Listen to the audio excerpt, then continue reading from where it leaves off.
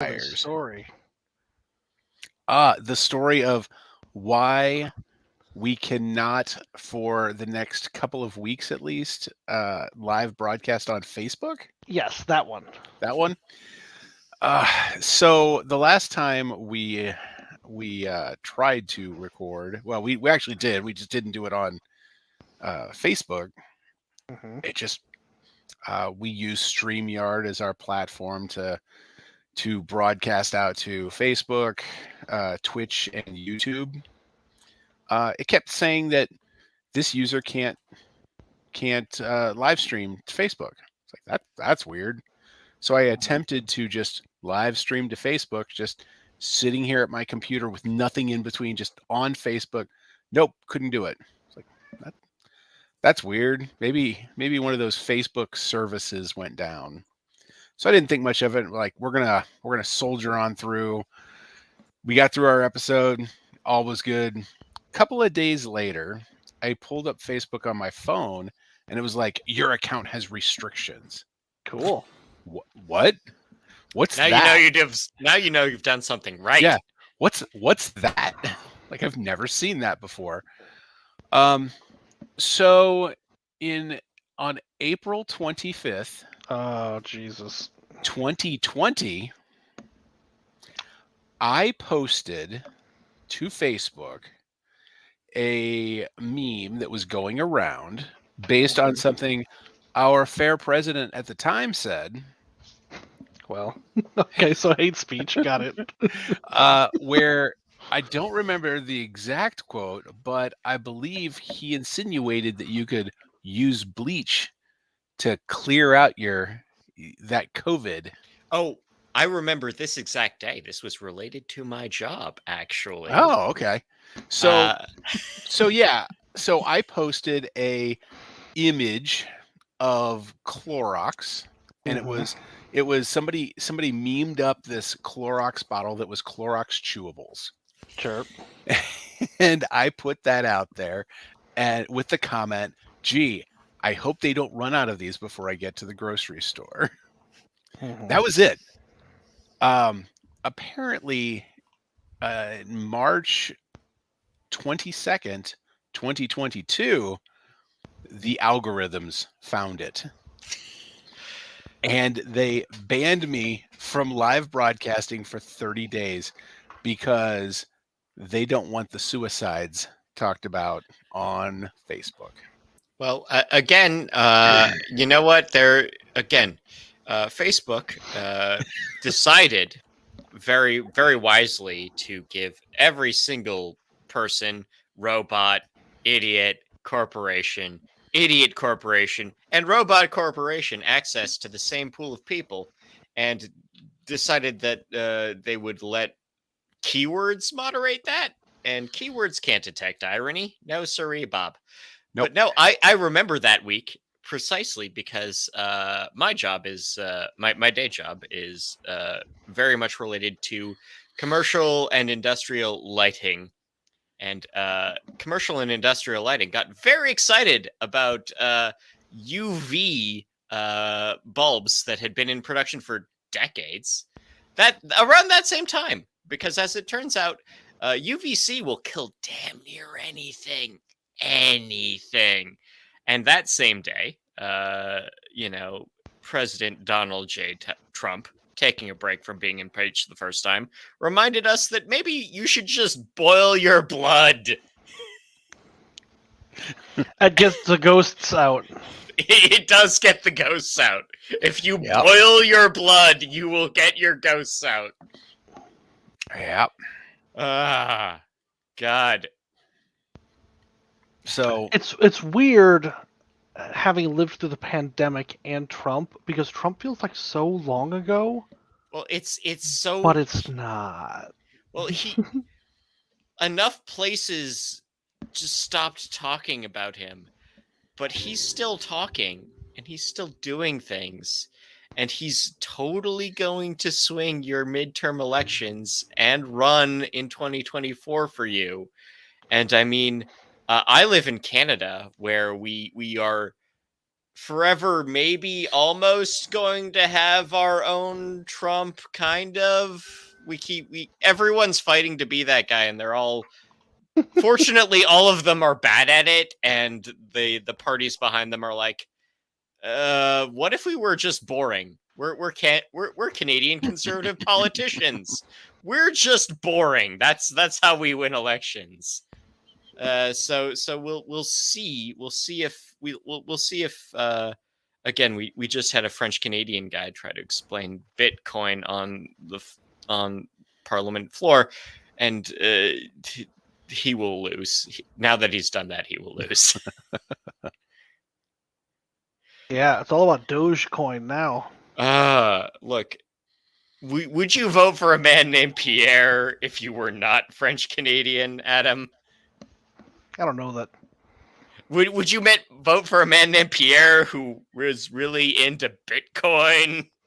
I mean, the Bitcoin would be the first eliminator. I don't think a dude named Pierre would get very far in our political system. Not in this too one. ethnic a name. Yeah, I don't think I don't think he could win in Louisiana either, could he?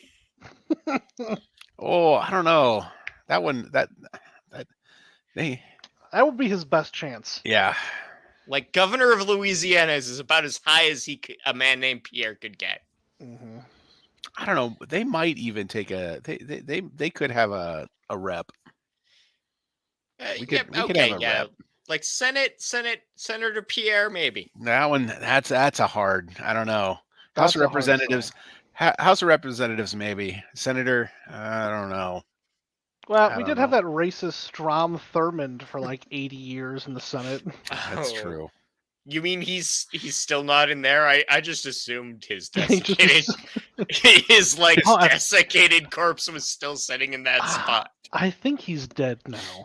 He is. But his legacy of opposing the Civil Rights Act lives on today in the American spirit. I'll let you say that. I'm sure there's a Strom Thurmond pack that's out there just for, fighting against the not whites. Man, our politics suck. This place sucks. It does. I voted yesterday for school board people that didn't have I will fight CRT, and I know the direction we were going in the 1980s, and I want to get us back to that as their campaign description. So I had to go vote against them, but don't worry, both of them won. Well, sure they did. Yeah. Neither of them have children. All politics are local. Please just keep your head on a swivel. That's my PSA. That's my PSA. Oh, this place is terrible. All right, let's get this bad boy going. Hey, this is Tony. I'm not going next. You're next, Scott. I am Scott. And this is David. And we are the backseat producers. Scott, welcome. It's been a bit.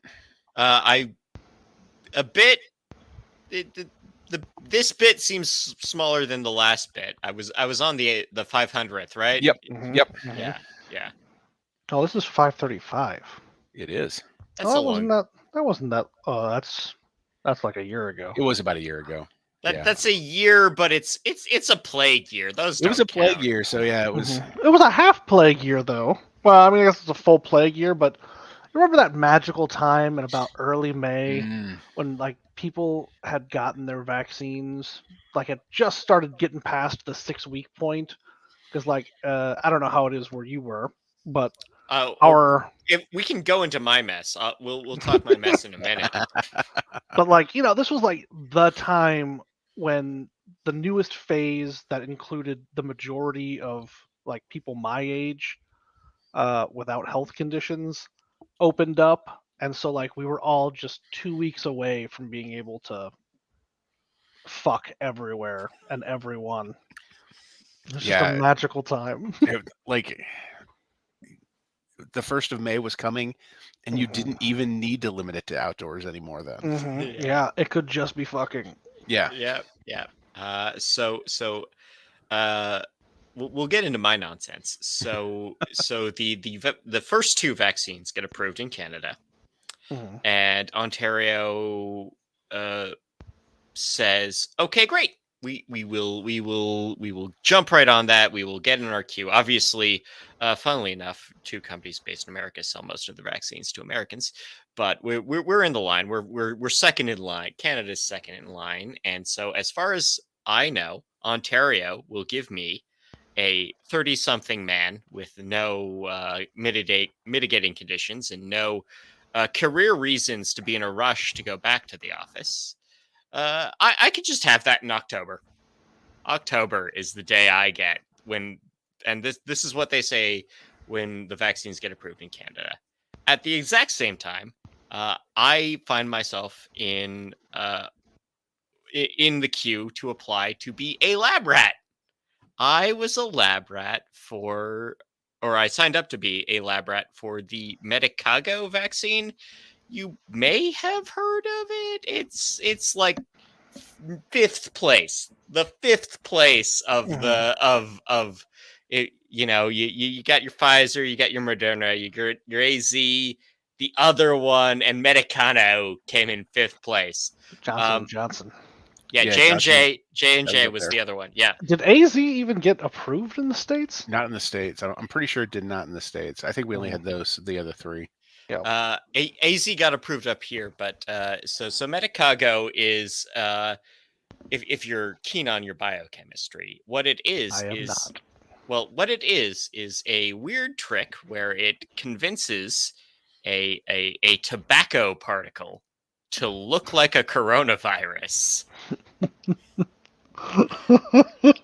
So what I have taken, and it's So made did you it have to smoke it? No, they still gave it. They still put it in your butt, Tony. Don't worry. They still injected it, but they had to make sure I wasn't a smoker like 9 times before they gave it to me. Wow. So this was the vegetarian alternative that is made in Quebec City. So I got the local vegan alternative vaccine, Locally sourced. Yeah, wow. Artisanal. Yeah, artisanal. Oh well, I'm the first of the 30,000. So yeah, I did get the artisanal hand spun tobacco plants. It's approved in Canada. The WHO is dragging their heels on it specifically because Philip Morris backed all the research. I'm still in the test group, so I can't even get boosted till May. So wow. But I got to jump the horrible Ontario line by about 4 months. Well, there's that. And got paid. I got paid. It was $100 a session for me. A lot of blood tests. A lot of blood tests. Yeah, that sounds like a lot of blood tests. Yeah, so that is literally my life. I'm about to get my 2nd booster. That's been approved for us olds. Yeah, the olds. The olds. Yep. Over 50 now can get that here in the States. So they don't. I don't even think they recommend it for people under 50. Yeah, I'm not sure. I don't know. I'll get it. I gotta get my shingle, my 2nd shingle shot too. So. Oh yeah. Well, hey, may as well do. Got my colonoscopy scheduled for the end of the month also. And while we're talking shots, by the way, if you are like 35 and listening to this, there's a good chance you might need like an MMR booster that they don't tell you about as an adult. They didn't tell you that? They told me. Look, I have my ability to see a regular doctor has been very spotty. I worked nights for a long time. I just, when I was sick, I went to a walk-in. My degree of service was, oh yeah, it's actually flu. I'll write you a note. That's about it. Thanks, Obama. Yeah. So I've been watching, and I need to thank Scott and the Canadian people for this. I just finished watching Kim's Convenience. That was a delightful series. I mean, okay, so the last year of Kim's is rough because it's kind of clear that the people making it were throwing the people doing it under the bus. Mhm. But no, it's a delightful show. It's cool to see Paul Sung Yi. Obviously now an X-wing pilot, Yep. and we yeah, it's like, oh yeah, this dumb fun show. It's like, well, one of them is a X-wing captain. One of them's a superhero. One of them has a different sitcom on the same network, and the other two will probably disappear. And I'm very sorry to Amma and Janet that Yep. Asian women will never get a fair shake. That's true. Except for the movie we're going to talk about tonight. Well, yeah, okay. I'm saying this on the Turning Red show, but it's like, no. But you're right. Jin Yoon, Jin Yoon was, a Martian space captain and was, the mom on Kim's Convenience, and that's about it. Oh no, she was the forensics person on Orphan Black, and that's all she'll be known for. Yeah, I dug it. No, it's fun. It's smart. I think the pre-credits cold opens where they just do one sketch are way stronger than any of the full episodes. But like Agreed. the cancel out combo no steal discussion is the realest bit of TV in the past 10 years. Yeah. Like every time they approached racism or like gender or sexuality with an honest discussion about it was great, because like Mr. Kim never understood how wrong he was. But he's also never convinced he's right. Right. So like the you get to the end of like you get to the end of the episode where he's giving the gay discount. Yes. And he's just talking to the one trans That's the person. first episode. That's the first episode of the series. And he's just talking to the trans person. It's like, so why you do? And it's like, because it makes me feel good. I can get that. Yeah. And that's it. That's all he's got.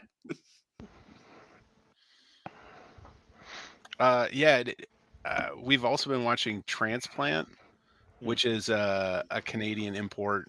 And it was wild because I'm watching it, and like we've watched that since they've started broadcasting here in the States, and so we're on like the third or fourth episode of the second season now. And I'm watching it, and I was like, hey, wait, that doctor's Mr. Meta. Mr. Meta, who has no first name. Nope. That's the second best joke, is just that sequence where they realize Mr. Kim and Mr. Meta do not know each other's first names. Yeah, that was fantastic. But yeah, I'm watching it. I was like, because I'm looking at it, I was like, he looks familiar. And I was like, oh no, he's speaking perfect English. That's why I don't know him. He's not pretending to be his dad for this scene. Yeah.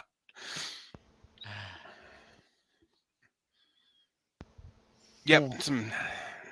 So I've been enjoying. I like just within the last couple of days finished up with Kim's Convenience.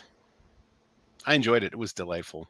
I have not watched like the last chunk of season 5, and it's mostly just I don't want it to be over. That's legit. I think when I watched it, it wasn't on Netflix yet. Mm. I think I only watched the first 4 because the 5th wasn't on Netflix yet. It was like right around the time the 5th aired.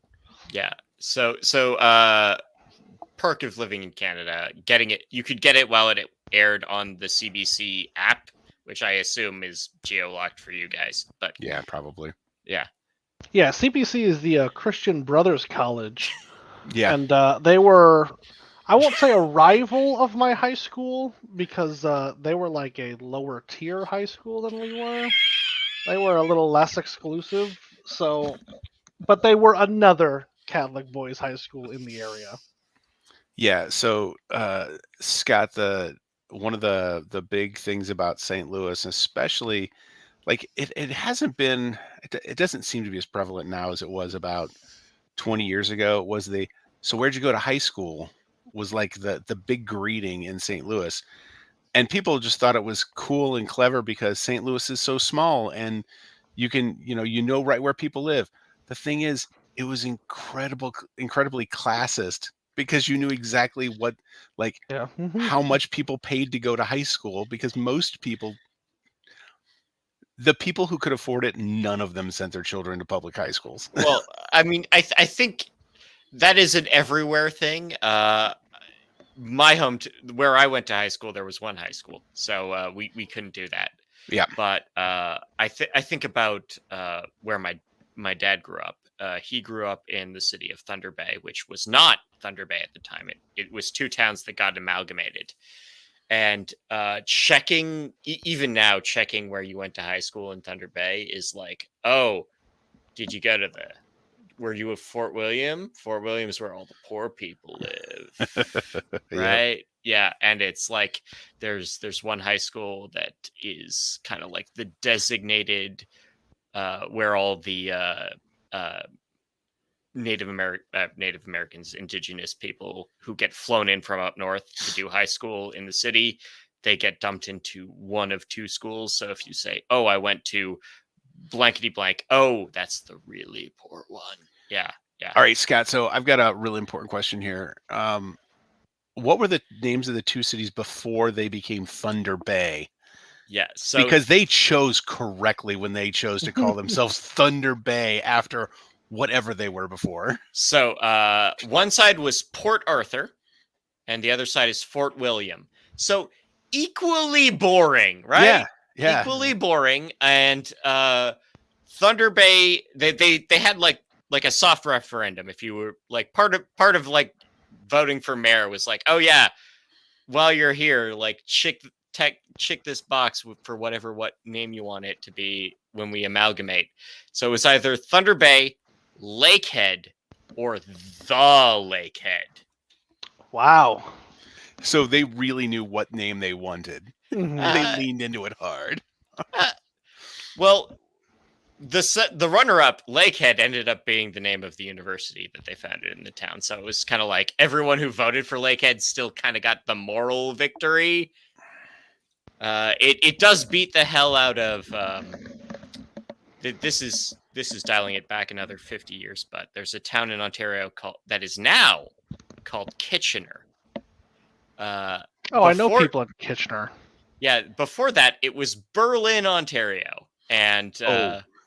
Funnily enough, 1914, everyone realizes the Kaiser is a huge asshole, and we should not name towns in Ontario after places in Germany. So they have another public referendum to rename it. Top of the list is Kitchener, who is some English guy who is in fact an asshole and did in fact. Yeah, no, they Lord Kitchener was an asshole, but that just seems like it's. I mean, they almost all are. Yeah. Yeah. Lord Kitchener turns out to be an asshole, but on the list of things that they also could have named it instead of Kitchener was Corona. Wow. I mean, this is in 1918, so they didn't know. But in 2020, when they were like, hey, Lord Kitchener, turns out he was against abolition. What a motherfucker. Maybe we should change our name to the second place runner-up. Corona's bad too. Yep.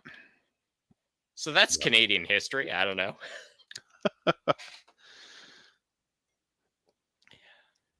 Yeah, I got nothing. Yeah, are we going to talk about this movie? Yeah, let's. Because I can't wait to talk about menstruation.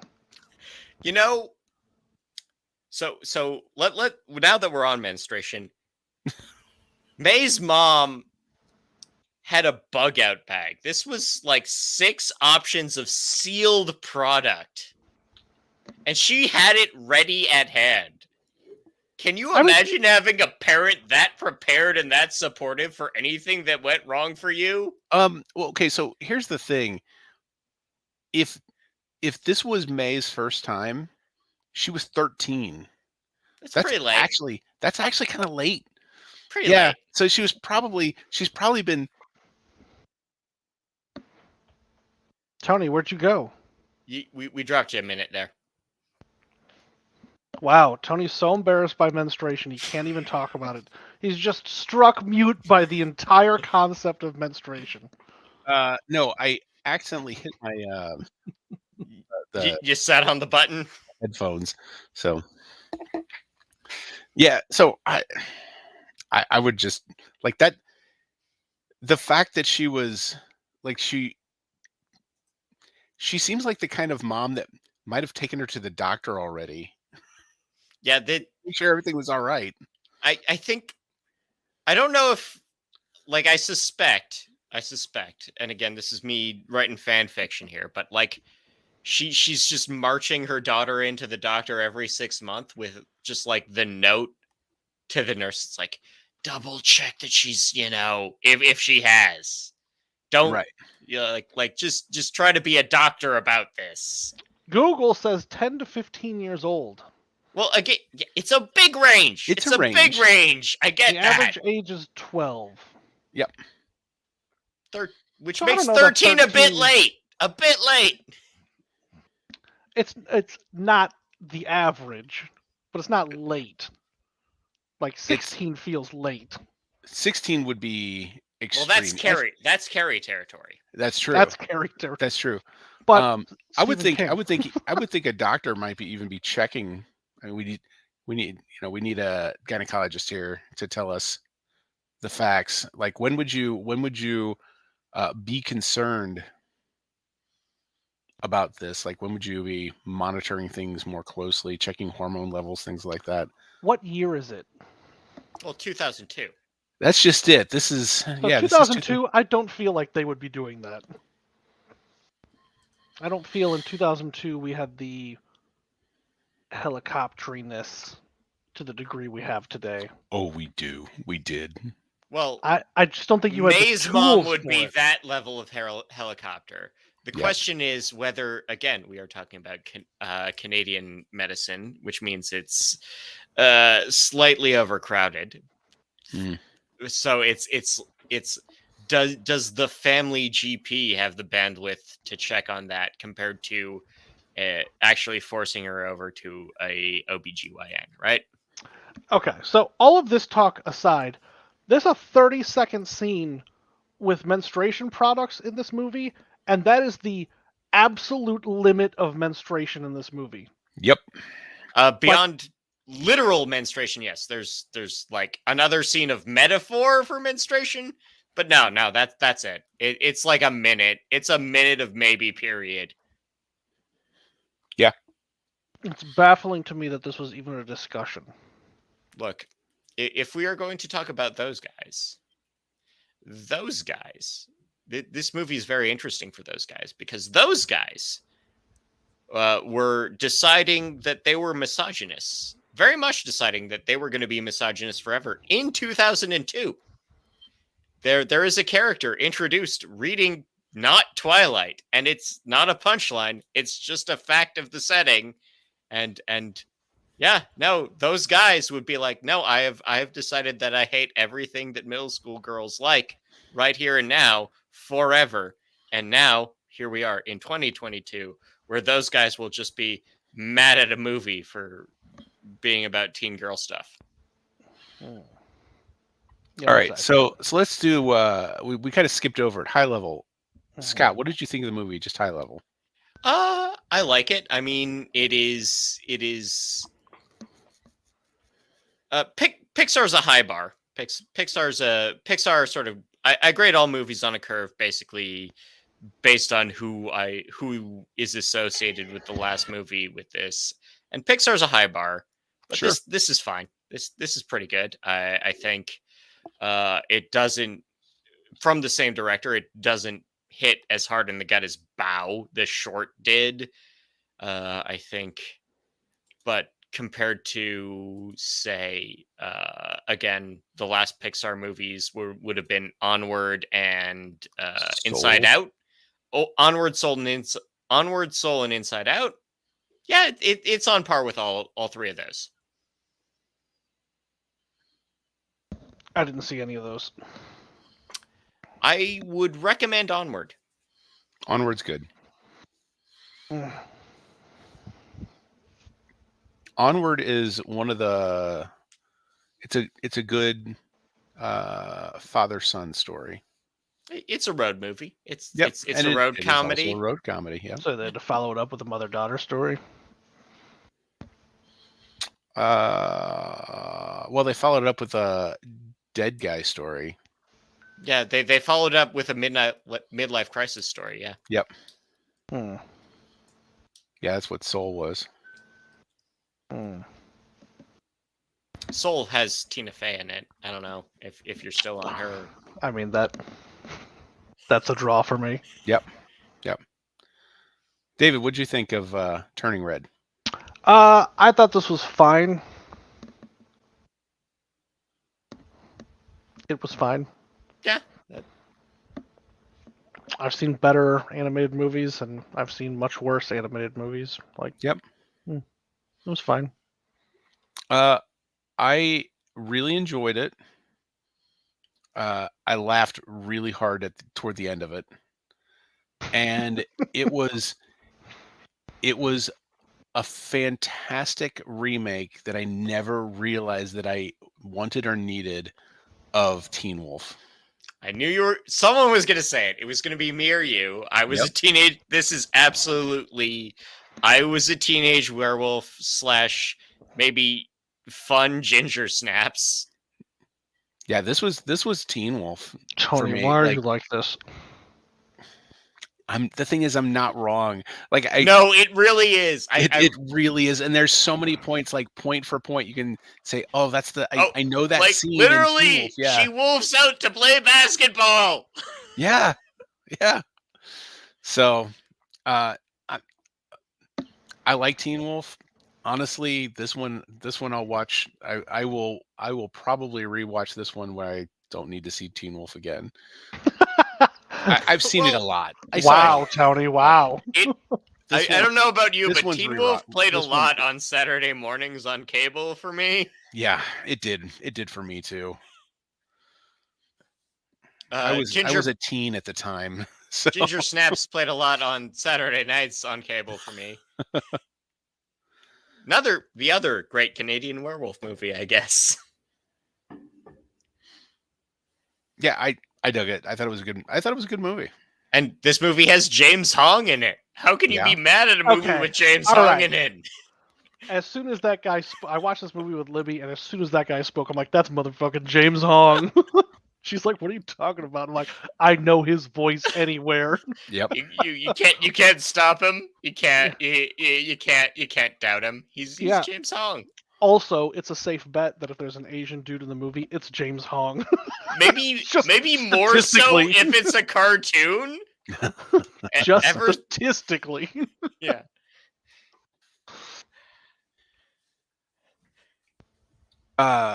And also when Lori Tan Chin popped in as one of the aunties, it was like, yep, I know her too.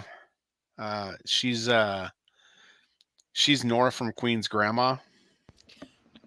Sure. And she's fantastic. She's a very tiny woman with a very distinct voice. Your distinct voice. Bam. The aunties are strong. Like for basically 2 scenes, you either know exactly who they are or have never met a middle-aged Asian woman. I don't know.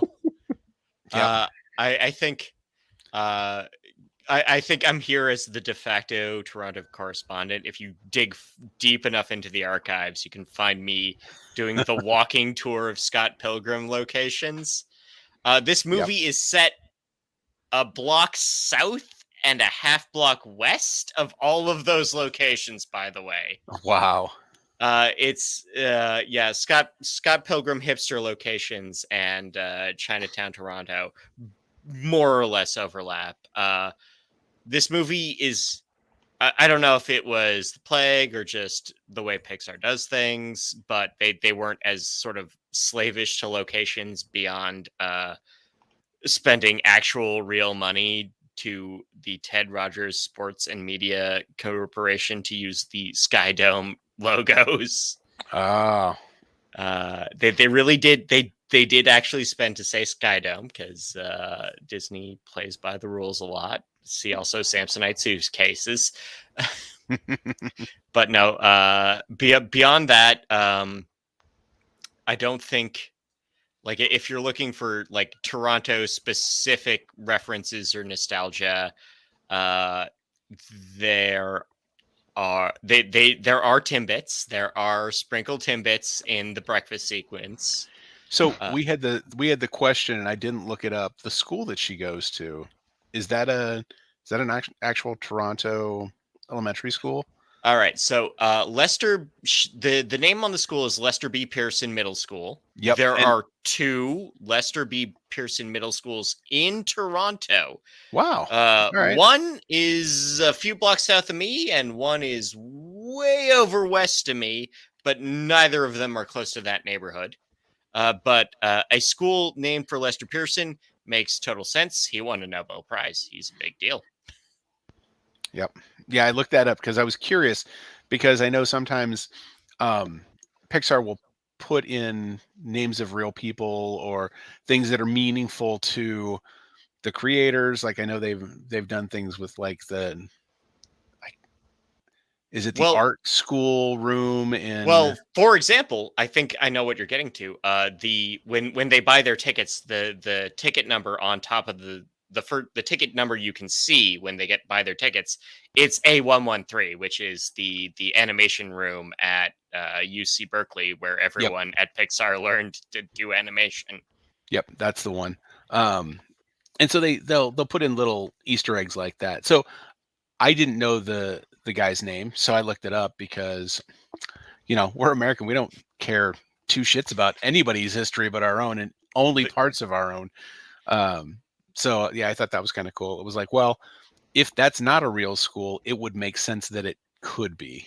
Yeah, it's again, the school is modeled after one in that neighborhood, but it's actually like the one they're modeling off of is Central Tech, which is a high school on Harvard Street near Spadina, which is right near Chinatown.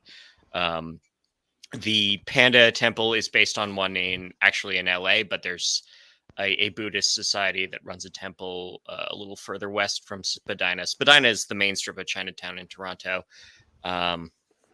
So there is a bit of a cue there. The other big Toronto reference, and maybe more low key than any of the others, is that the boy who becomes her weird fanficky crush, he works at a Becker's, which is a not at the time was inactive.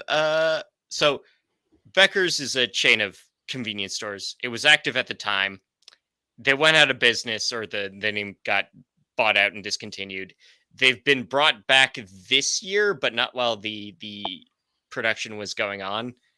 It's very weird. It's a little weird, but yeah, no, like it's like that guy works at a Becker's, and it's very obviously a Becker's. And that's like that, and the Tim Hortons sprinkle Timbits are the big Canadianisms outside of the Sky Dome. And again, I made this joke on Twitter, but so this movie takes place in 2002. Mm-hmm. Scott Pilgrim, the movie, takes place in 2004 to 2005. So non-zero chance in a crossover sort of universe. Knives was at this concert. Oh. Oh. I saw something else on the internet that added to the Pixar theory with this movie, relating it to Monsters, Inc., that Abby is Boo.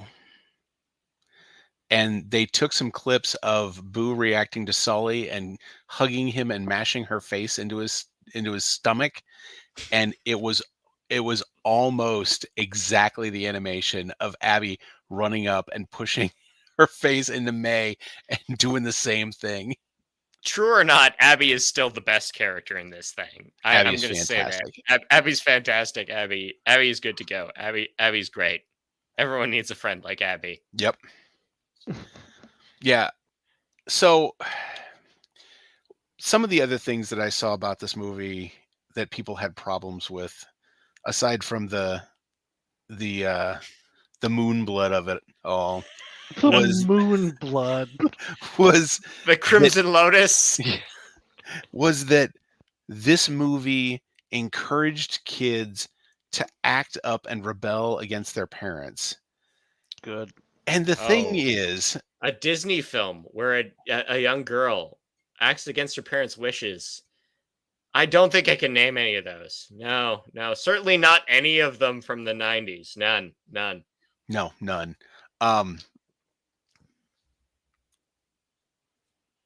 I thought it was fantastic. I thought that part of it where she was just being a teenager, like all the parts where she was just being a teenager, because I have a child that is just a year older than May is in the story, and like all of May's friends, that little group of people around The her, click, yeah. that my child has that same group of friends, like almost exactly that same grouping. Loud one, moody one, direct one, yeah. Yeah, I think mine's the moody one, actually. Fair. But yeah, 100%. So it was fun, but just also to see them like stand up and be there for each other. And like her happy place were her buddies. Yeah. I dug Well, that. When you're 13, come on. Like that. Look, either you're 13 and your friends are your happy place, or you have no happy place. That, like, I speaking as someone who was 13 and had no friends, I had no happy place. That's me.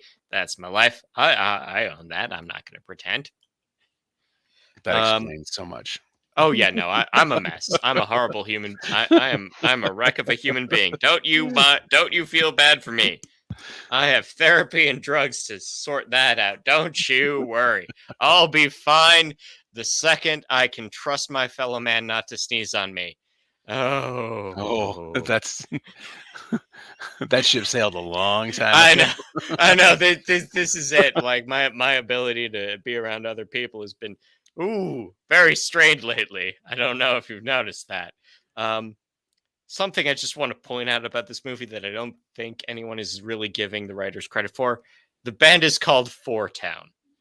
There are 5 guys in Five it. of them. Yeah. That's good. Yep. That's good. And the music is written by Billie Eilish and her brother.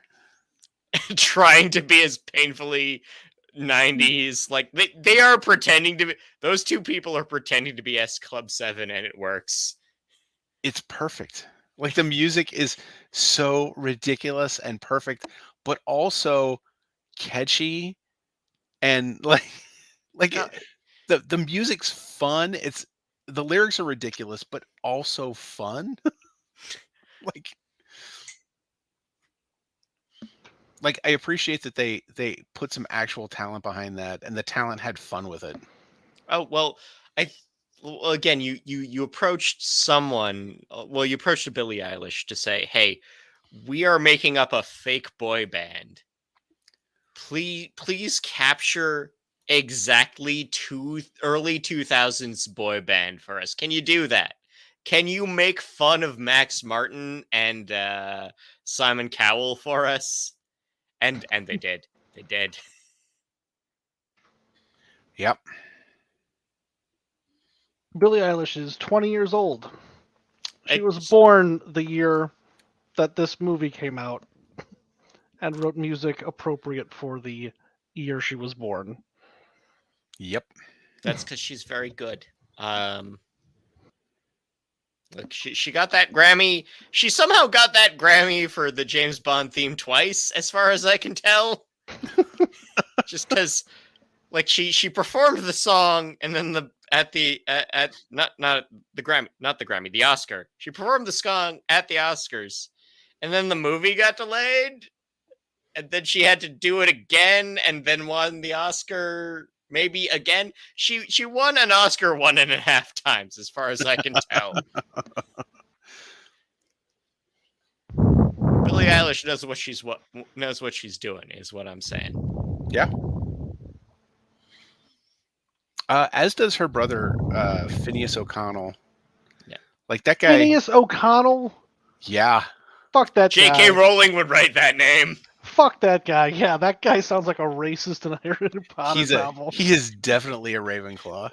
Yes, like no, like that is absolutely J.K. Rowling wrote this guy to get shot by black and tans. Oh god, he just goes by Phineas. Yeah. Yes, he does. Fuck Well, this guy. Well, if he went by his full name, you'd be convinced it was made up. How can we make my name more realistic? Just drop part of it. Oh, fuck this guy.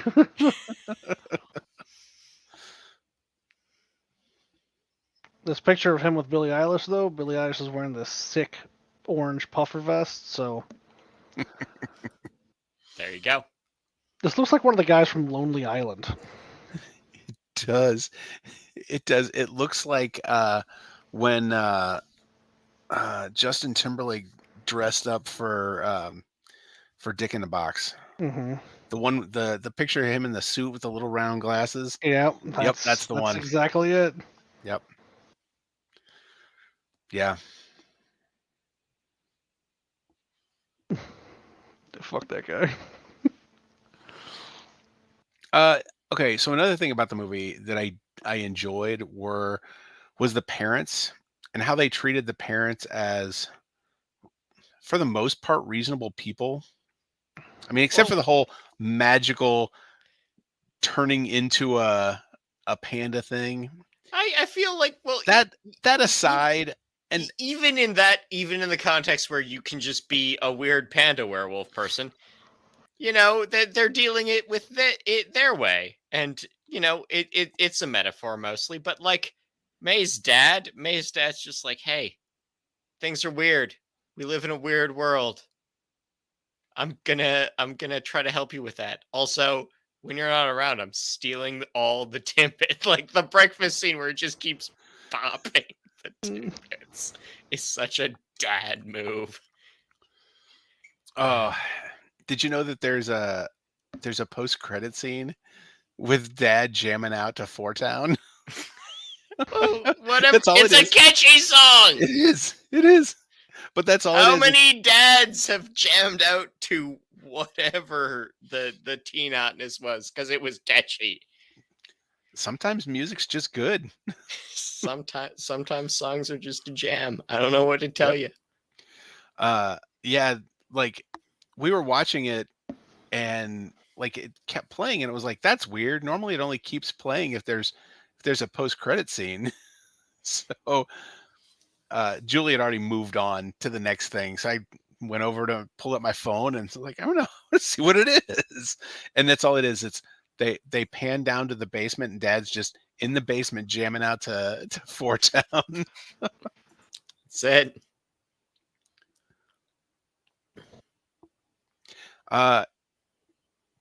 The fact that her parents were supportive and tried to do things to help her, instead of just being awful, except in the ways that the teenager thought the parent was awful when they're really just, as a parent, you look at that and they're like, no, they're just trying to support you. You're just being a dick.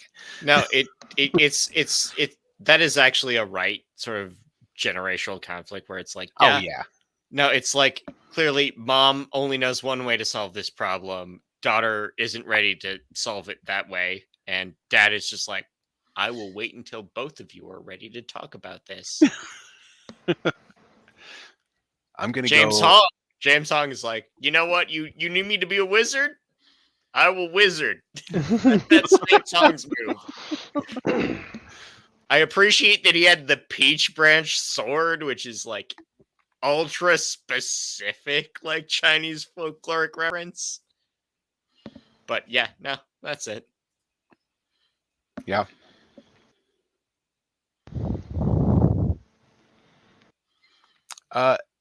David, you're being unusually quiet. Is there anything? I feel like there's a component of this movie that I feel like deserves to be talked about, but is like impossible for us three white dudes to talk about. Well, Because like, again, my only lens on this is being Canadian, so like barely more useful than anyone else. because there's like a lot of complexities to the whole mother-daughter relationship thing. And like the hyphenate Canadian experience is a whole other bag, right? Mm-hmm. Yeah. So like it's like difficult to comment on like did they do that well, since none of us will literally ever experience that.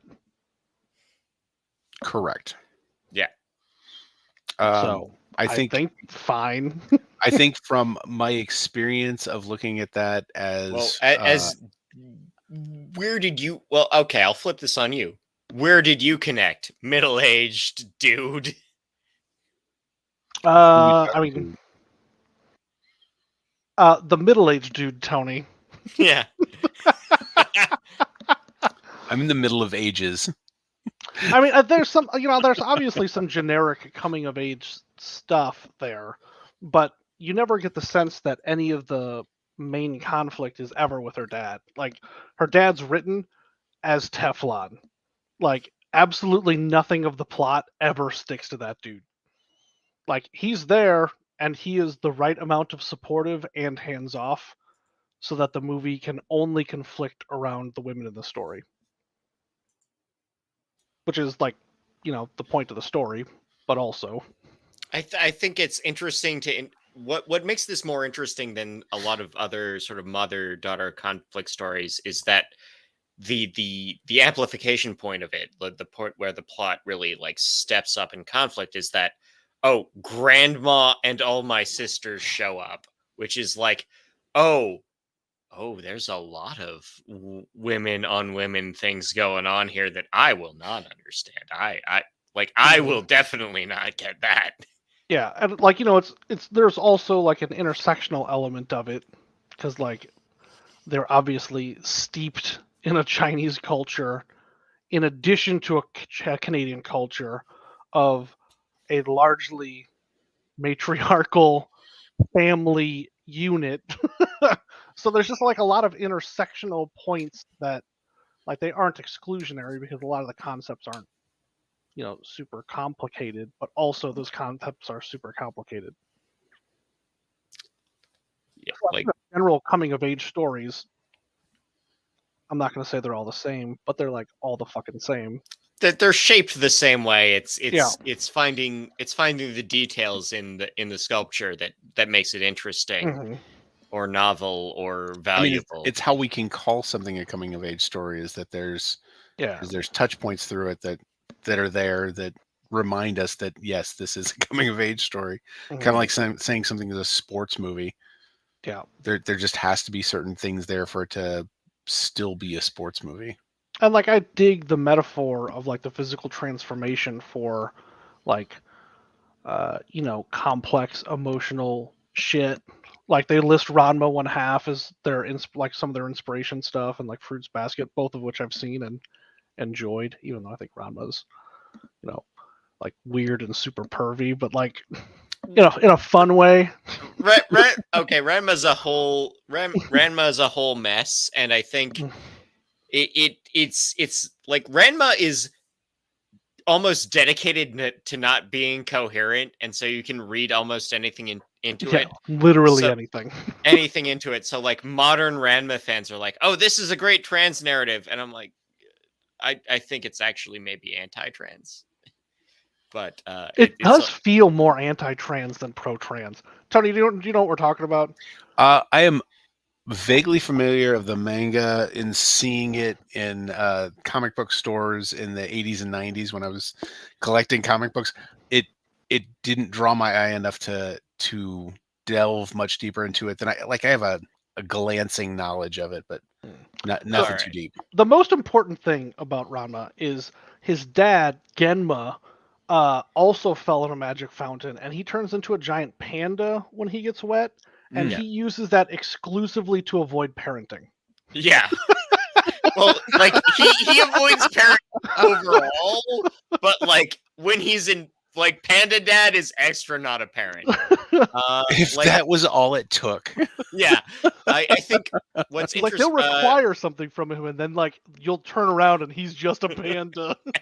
and he's just holding up a sign that says "Not doing this, figure it out," and that's where Genma is done. I think like to talk about Ranma. I think the most interesting thing for me for Ranma is that I'm just starting to read the voice actress for female Ranma, Megumi Hayashibara's autobiography, because they translated that into English. And she talks about her autobiography is entirely through the character she voiced. So Oh, wow. she talks about voicing female Ranma. Again, to explain Ranma.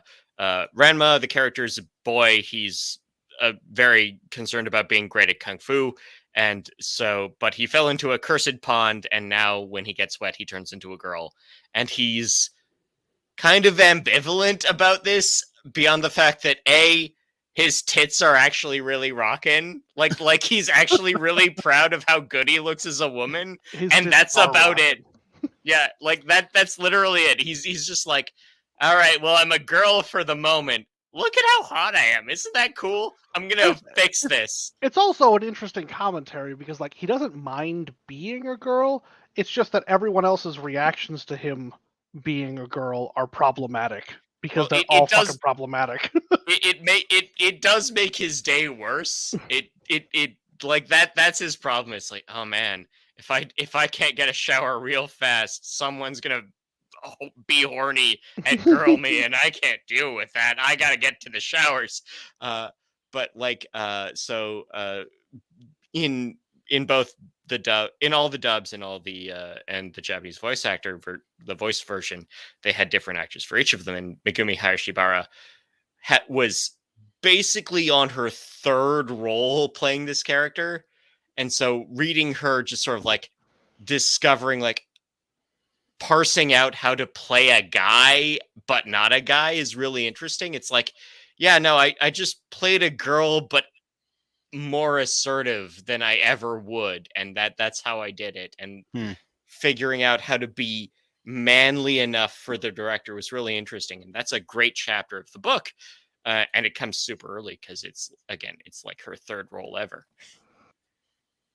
That's Yeah, I was curious because like I knew of this, like I knew the very high level bits of the story that that there was a male character who at times in the story would become a female character. Like Yeah. I didn't know the mechanism for it, but like I saw enough of the covers of the comics, you know, well, after they it's were like, oh, it's imported. the same character design, but one's shorter and has rockin' tits. Yeah, yep. But True. see, the thing is All true. considering this was made by someone who was an adult in the late 80s and early 90s, I can't imagine there would have been a ton of pro trans commentary about it Oh no, it's literally just in the writing. from the writing. It's just kind of a joke. It's a Right. thing. It's a thing that is a joke in itself, and then after the first 10 chapters, it's now a mechanism that lets more jokes happen. It would have been there would have been an 80s movie Yeah. doing the same stuff. Like, yeah. So that's not a surprise at all to me. like, again, there's another character who just turns into a duck when he gets wet. And that's a mechanism for jokes, because this guy, he's a duck now. Yeah, because I feel like that would be part of the anti-trans commentary. It's like, oh, look, this guy can just identify as a panda whenever he wants. This guy can just identify as a duck whenever he wants. Like, it feels like that you could just as easily get that messaging from it. Oh yeah. Yeah. Oh yeah. 100%. If you wanted to do a bad faith on this, you could go very bad faith. Oh yeah. Mm-hmm. Yeah, real easy. God, am I gonna have to rewatch Ranma? Ugh. There's a lot of Ranma though. I know. I think I own all of it. Like the first, okay, so I recently started rewatching it, so I'm like, I don't know, like 20 something episodes in and put pause on it. Like the first episode of Ranma super tight as a TV pilot. It is everything you need to know, and unfortunately so much of the characters from the early parts just disappear, and it's just like, oh yeah, there's duck guy and pig guy and cat girl, and they do their thing, and oh yeah, there's the old guy and he's a perf. Screw that old guy. So it looks like there was 143 episodes in the original run. Yep. That's a And then some baby movies. series now. Yeah, now that seems short. Now that seems very short. Looks like there was a couple of short series and movies. Well, the movies are all kind of just like 90 minutes of nonsense. Like there's no consequence to them. Yeah, I think in the so like the Naruto like first arc, I think ends like around 150, but then they do like 500 additional episodes of just bad filler. And that's just how anime production has changed in I know. 20 years. But goddamn, that Naruto storyline is real fucking good. If you cut out all the shit. Yes, the good version of Naruto is better than the version of Naruto we got. Yeah. Yeah, you know what? Babylon 5 was great. Once you Tony, once you swallowed down everything you felt for season 1. I felt nothing for season 1, Tony. I got 10 minutes into an episode. I was like, fuck this. This feels like work. It's great after season 1. Mm. The lead actor in season 1 is not good. A butthole. Just not a good actor. Just literally an anus. That would have been more interesting to watch most days. What's great is like the 4th or 5th season they bring him back, but they bring him back in such a way that like part of his mind and soul was left behind. So he comes back and they're like, yeah, he was never the guy you thought he was. They basically explain away his terrible wooden acting as a plot device later on. Like, yeah, no, I get what you're saying. oh yeah, that's exactly how he's supposed to be. Mm.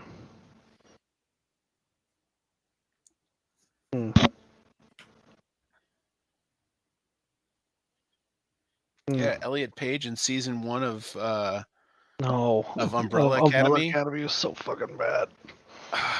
See the news that they're making was it Victor now? Vanya Yes. turns to Victor. Yes. A+. That's the wrong character for that story, I think.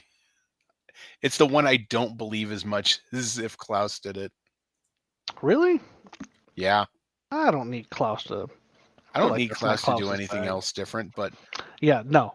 I don't Klaus is believe perfect the way Vanya. he is. I thought they should have killed that character at the end of season 1. God, I wished.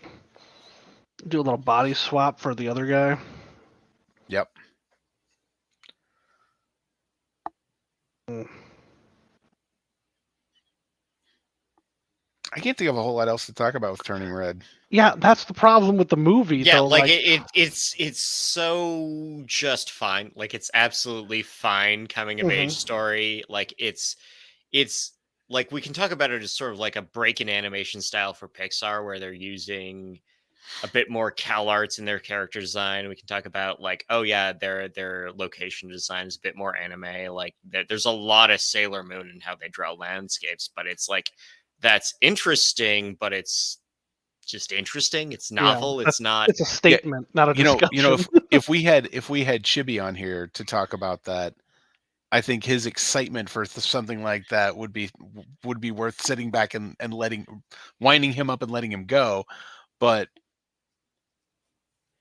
yeah, I mean, they made some interesting choices when when the girls got all excited and their eyes went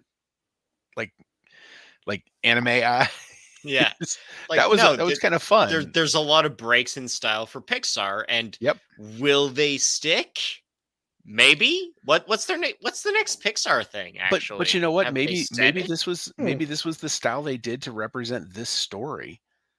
Well, And I mean, a lot if of the that story. becomes the norm, if Yeah. that is like, oh, we are now going to drop the house style to tell the what the story needs, that's Lightyear. cool.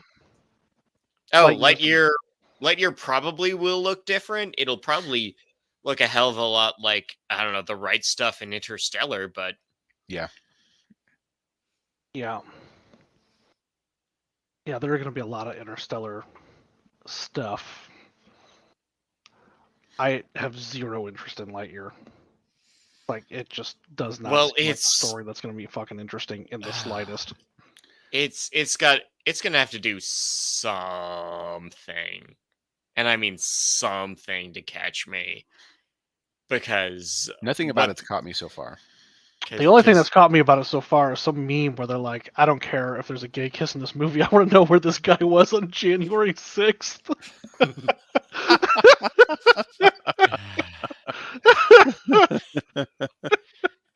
Oh. Shit's choice.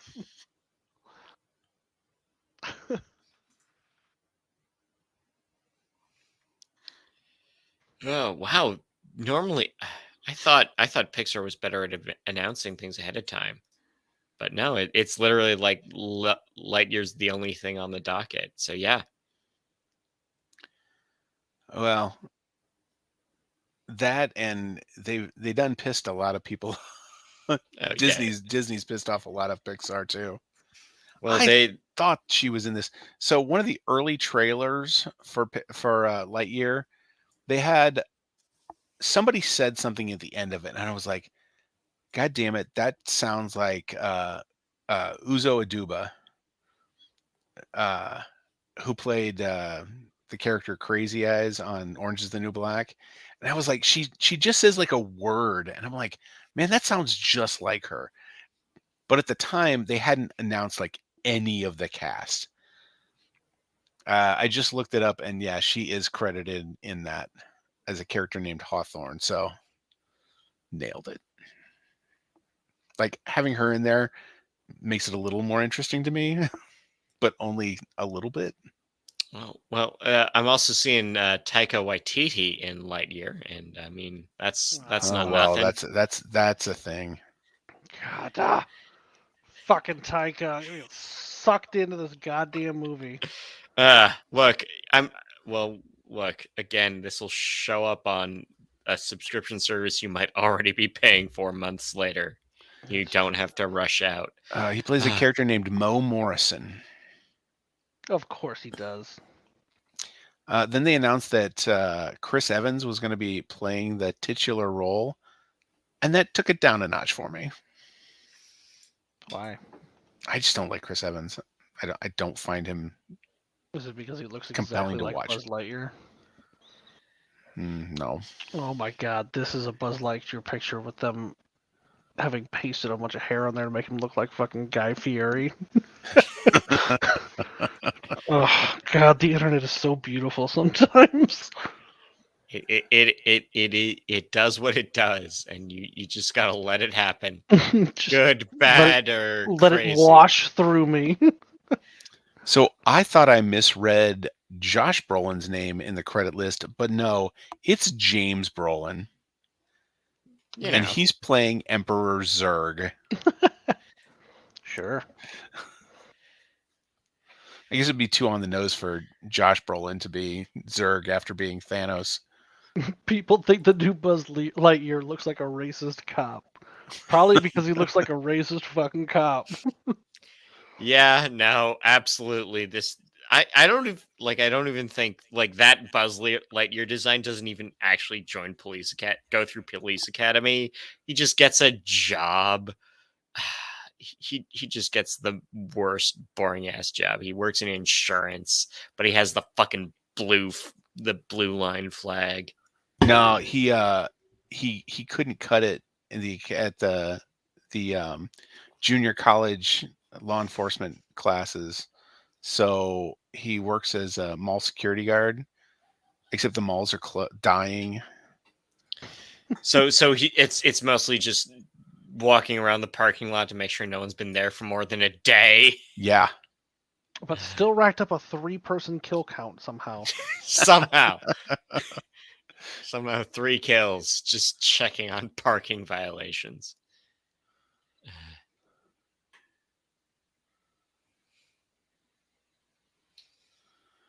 Jesus, that goddamn chin is ridiculous.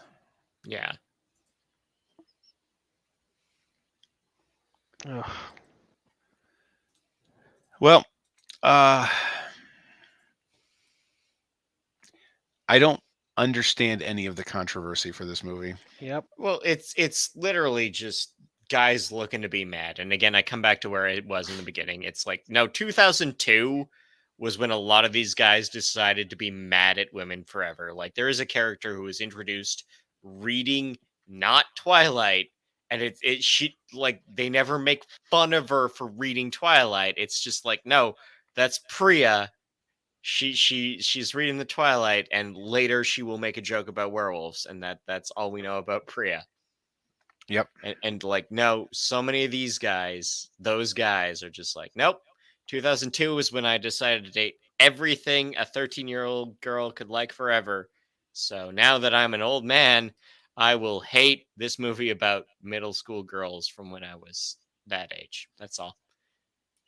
There is literally nothing to this. If this had actually come out in theaters, I think we would not have seen this because they would not have had because it's already part of the streaming service. They watched it and then they had 10 more minutes of footage to be mad at. Well, in between being mad at Book of Boba Fett, right? That's it. That's it. I mean, I think there's legitimately more to be upset about Book of Boba Fett than this movie. Yeah. I don't even. I can't even muster being upset at Boba Fett. It's just sort of like, yeah, there are the bits that are kind of cool, and the bits that are kind of boring, and then there are bits that are actually episodes of The Mandalorian, and I am pro the mods, but that's because I am pro Quadrophenia. Jump back a billion episodes, I guess, for when I was pro Quadrophenia. Yep. Yeah, I thought it was perfectly fine as a Star Wars joint. But I have learned my lesson with the Disney TV shows. Yep. I'm enjoying Moon Knight. Well, I did not watch it today. It is. It's basically part 2 of the last episode. You know what it is? It's another episode. It is the same as the last episode, more or less. That is exactly what I expect from a TV show. Yeah, no, I mean, I think my big 2 episodes into Moon Knight, my problem, and I will put this in scare quotes. My problem with Moon Knight is that Khonshu is not voiced by Oscar Isaac as well. Yeah. And that's purely just me showing some affection for the Jeff Lemire take on the character. I think anyone, if you hadn't read the Jeff Lemire book, no, Khonshu should be voiced by a third guy. Yeah. Yeah. I mean, the most offensive thing so far is his fucking accent. Well, it's fake. It's fake. I know it's fake, but yep. No, but Steven's fake. Steven's made up. Yeah, but his accent is bad. Well, that's kind of the point. I know that's kind of the point, but it's grating to listen to. Look, they also it would make it easier. Would it make it easier if they also included Jake, the other Moon Knight persona, who has a horrible Irish accent? You know, I don't know anything about these comic books. That's fine. Guess what? Nobody fucking knows anything about Moon Knight. He's been around for 50 goddamn years. There's only 40 at most good issues. I've read them. And yeah, 40 at most good issues, but 2,000 issues. Yeah. Well, not even that. It's literally like he'll pop up for 12 issues and disappear for 5 years and then be on The Defenders for a while because somebody remembered Moon Knight was a guy. The best as a comic book collector, the one thing that I always enjoyed about Moon Knight was the character design. He was always drawn very interestingly. I think jumping back to one of the more recent ones, it's the Marvel Now Ellis, and the artist's name escapes me, but like that is very clearly like Moon Knight and Mr. Knight are drawn white paint on black paper, and that looks so good. And I think the TV show has tried to capture that a bit, especially in this episode 2, with Mr. Knight. He's trying to look like white paint on black paper. Yeah. Julie tried to ask. She's like, so what's that series about? You know what? I don't know. We're gonna have to watch it because it could be about anything with that character. Like, Yeah, they could have cribbed it from anywhere in time, and it would be different every time. His cape is too big. It's fun to look at when he's jumping at things. It doesn't make sense any other time, except maybe jumping back to the Ellis run when he is doing the raid. There's just an issue of the Ellis run where he's just in the raid. Nice. If you have Comixology in your jurisdiction, because Comixology just got ruined, do grab it. It got. Oh my God! You don't. You think thankful. It's bad? You think it's bad? Oh, I can't buy anything. That's atrocious. That's just god awful. I am fortunate that I had a 10-inch Kindle Fire before all this went down. I very seldom used it, but like that's seen more use in the last couple of weeks. I used to read all my books on a computer screen because I had a nice big computer screen that I'd read them on. Now it's like, well, shit, I can't really do that because it's god awful to try to find anything and read it through Amazon. Like the Amazon desktop version, trash. Yeah, it is. But it still works well for the Kindle app. It has gotten slightly better every couple of weeks. I've been told. Yeah. For Americans, again, I can't buy anything. You can't buy anything, and apparently there are countries where they can't even access their stuff anymore. Well, like I can at least access my library. That's good. I can say that, but no, I am kind of adrift. But no, again, no, there's again it starts with Warren Ellis, who's a bad person. Don't like that guy. But the Marvel Now series is 18 issues. The first 12 are really good, and one of the issues in that run is literally just Moon Knight does the raid. Nice. It is a good read. There is also another issue in that where he has to strap a bunch of ancient Egyptian bones to his body so he can punch ghosts. This is Moon Knight comics. Yep, just gotta punch some ghosts. That sounds about right. Fucking comics. Yeah.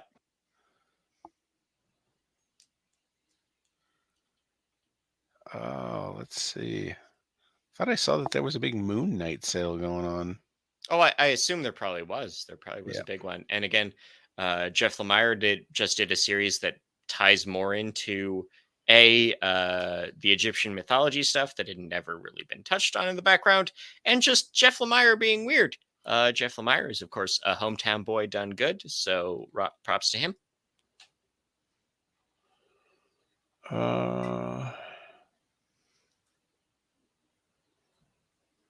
The run that I'm looking at right now is the Warren Ellis, Brian Wood, Cullen Bunn. Yeah, so like you can skip the Bunn did the last 6 issues, and you can skip anything Cullen Bunn does, right? Sure. I'll be honest. About 95% of my comic book reading right now is anything written by Tom Taylor. Good plan. Good. Again, I will say that as a comic book reader of a younger stripe, I just follow writers. I follow creators more than anything else, and that's It's like, oh yeah, no, it's like, I might have affection for characters. I like Deadpool, I like Daredevil, I like a good Spider-Man. But if a bad writer's on it, I just go away, and I'm not going to cause a fuss. If Yep. someone good starts writing Spider-Man again, I'll start buying Spider-Man again if I can get it anywhere. Well, yeah, good luck. Comixology. I might be switching over to the Google bookstore just for digitals now. That's where I'm at. The Googles. Yeah, I can see that. Yeah, speaking of making old white dudes mad, Tom Taylor is all about that, and I'm 100% in for it. Doesn't he do that? I am so in for it. They made Superman gay. But not even that Superman. They made up a whole new Superman just to be gay. Yeah. And wait a minute, isn't that what you wanted? Didn't you want your representation to be about don't mess with my old characters, make new ones if you're going to do that? We did. You're still mad about it. Make up your mind. It was never about Superman. Well, I am heartily looking forward to see how these guys react to, Miss Marvel on TV, won't they? That whole thing. Oh God, remember, God, 9 years ago when Miss Marvel was Pakistani. Yeah, now she's going to be on TV, and even less Miss Marvel-y than the canon. Yeah, because she's not going to be stretchy, which that saves you a lot of CG money. I'm not going to fight you on that. Oh, I think that is 100% about Fantastic Four. Well, you can't have again, as Superman famously said, you can't have two stretchy guys. That's right. Yeah, I am 100% convinced that it's all about that. Her power change is all about the Fantastic Four. I'm gonna say it's like 4 parts that and 1 part just we don't want to have to animate weird arms on a TV budget. Yeah. Same. I mean, hell, I think the last 2 Fantastic Four movies didn't want to animate weird arms on a movie budget. So, well, that's true. That's true.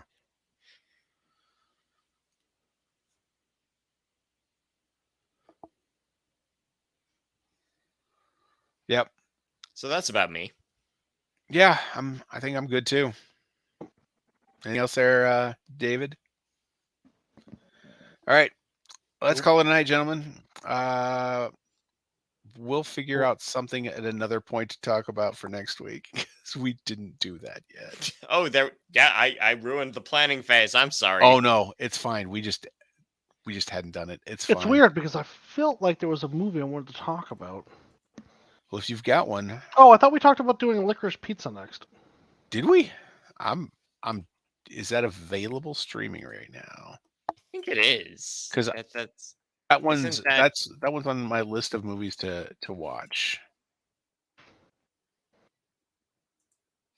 You can rent or purchase. It doesn't look like you can. I mean, you can stream it, but you gotta rent it. Yeah.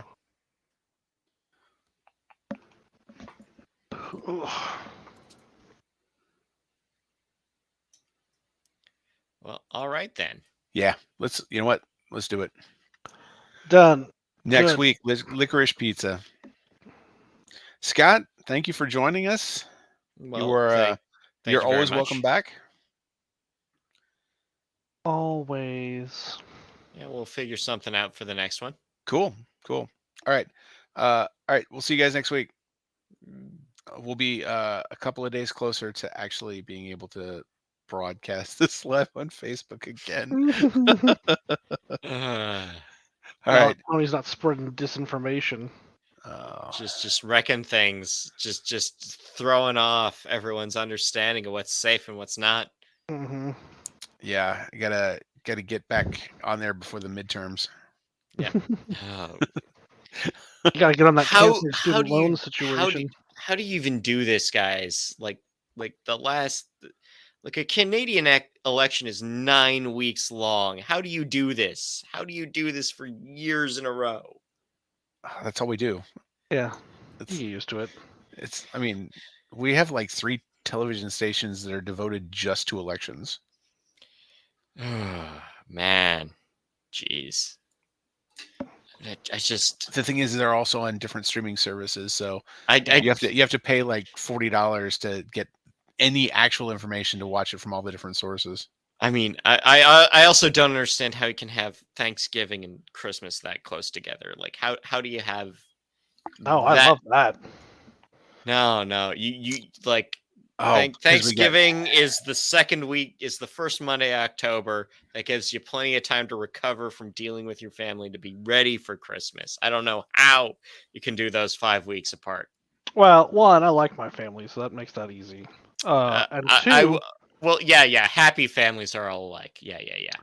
but two, that means that you don't have to do shit in December. Because everybody, when they come back from Thanksgiving, they're like, well, it's pretty much a wash till Christmas. Dunions. Yep. I like that break right at the end of the last 3 months where you get Halloween, then Thanksgiving, then Christmas. Mm-hmm.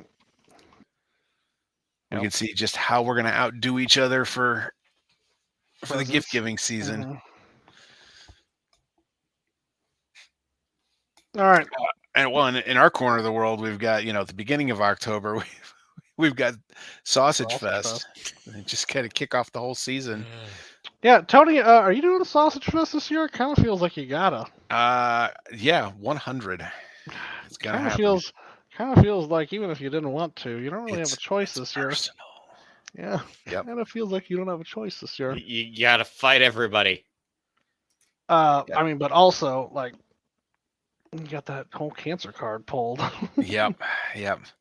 Yeah, I was told I needed to Mm-hmm. by somebody who's going through that right now. So Yeah, it's hard to. Yeah.